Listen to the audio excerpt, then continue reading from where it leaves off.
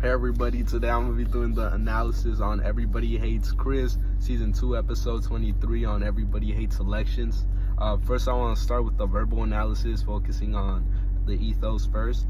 I want to talk about his integrity, right? His character, really.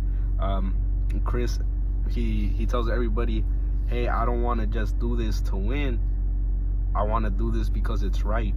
Right, so that really builds or shows character to everybody in the audience, and he was honest. He was saying words like, "Hey, I don't know if I can do it, but I'm gonna try." So his speech wasn't filled with empty promises. It was more with something he wanted to achieve personally, not only for himself but for his classmates. Which leads me to pathos.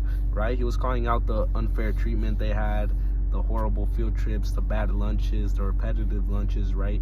And he wanted to make a change there, which I guess also appeals to the emotions of the audience, because they could all relate to it. They all know how bad it is to eat gross lunch, how bad it is to go on horrible trips, and then also he had a very hopeful and inspirational tone, right? If you see the speech, everyone was getting, for lack of better words, more hyped up, right? They're all cheering. They were all like, yeah, you know, we want this guy.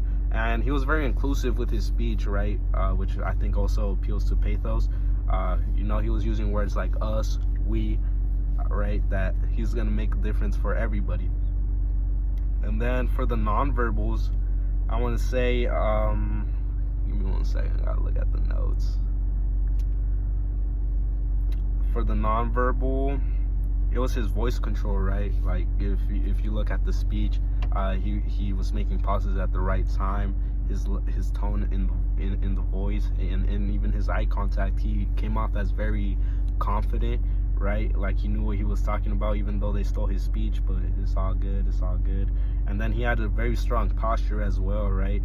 So all of these things together with his facial expressions and his gestures, I think all made it a pretty strong speech. If I could give any advice to it or to add on to it, I mean, really, it's a great speech. You know, it got me hyped up too, and he wasn't even talking to me.